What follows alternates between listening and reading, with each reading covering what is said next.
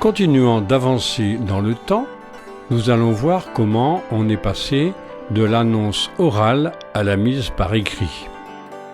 Les souvenirs de ce que Jésus avait dit et fait ont constitué peu à peu comme des ébauches ou des brouillons de ce qui allait devenir nos évangiles.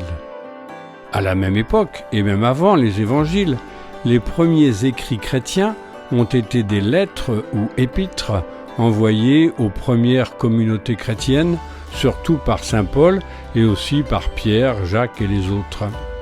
Progressivement ont été rédigés les 4 évangiles. Très probablement, c'est Marc qui a été achevé en premier vers l'an 70.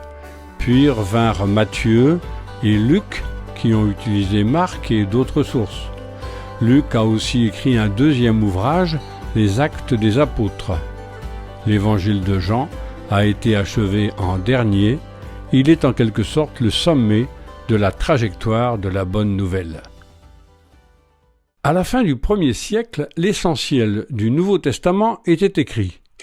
Mais il allait falloir attendre 2 ou 3 siècles encore pour que nous obtenions le livre Nouveau Testament sous la forme que nous avons aujourd'hui. D'abord les 4 évangiles, puis les Actes des Apôtres, puis les lettres de Paul, classées par ordre de longueur, puis les autres épîtres et l'Apocalypse. Le mot « évangile » a donc désormais un nouveau sens. Non plus seulement l'annonce initiale du règne de Dieu par Jésus, non plus seulement la bonne nouvelle de la mort et de la résurrection proclamée par les apôtres, mais le développement de cette nouvelle en 4 récits à la fois semblables et différents, 4 points de vue différents et complémentaires qui nous donnent comme une image en relief de la personne de Jésus. Car le cœur du message, c'est bien la personne de Jésus.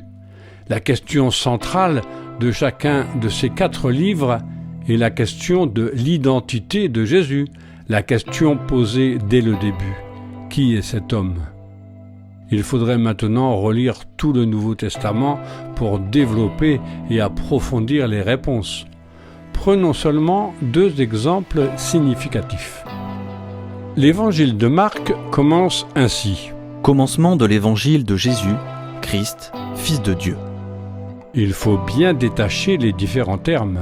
L'évangile, la bonne nouvelle, c'est précisément que Jésus est d'une part le Christ et d'autre part, plus précisément, le Fils de Dieu.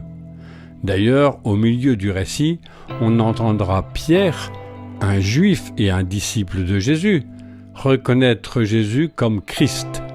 Et tout à fait à la fin, au moment de la mort de Jésus sur la croix, on entendra le centurion qui le gardait, un Romain et un bourreau, s'écrier « Vraiment, cet homme était fils de Dieu ».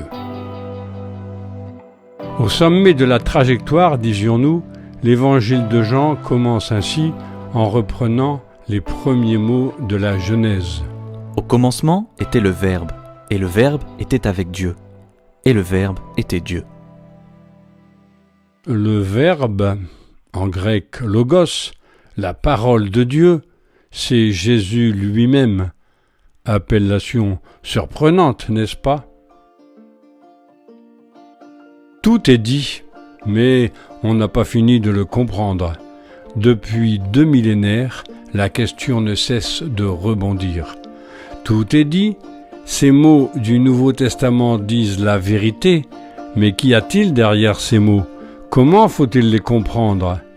Il a fallu encore 3 ou 4 siècles pour qu'on trouve des réponses précises dans le cadre de la culture de l'époque.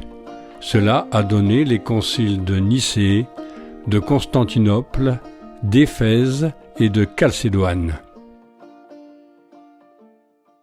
Il est Dieu, né de Dieu, lumière, né de la lumière, vrai Dieu, né du vrai Dieu. Il est vrai Dieu et vrai homme, une seule personne en 2 natures, la nature divine et la nature humaine. Cela s'appelle le mystère de l'incarnation. Et il n'est pas étonnant qu'on n'ait jamais fini de le comprendre. Ce mystère, ça n'est pas de l'obscurité, c'est trop de lumière. Il éblouit, mais il éclaire et il réchauffe tout le reste. Car, ne l'oublions pas, c'est un secret d'amour, de miséricorde, comme on le dit au cœur du credo. Pour nous les hommes et pour notre salut, il descendit du ciel.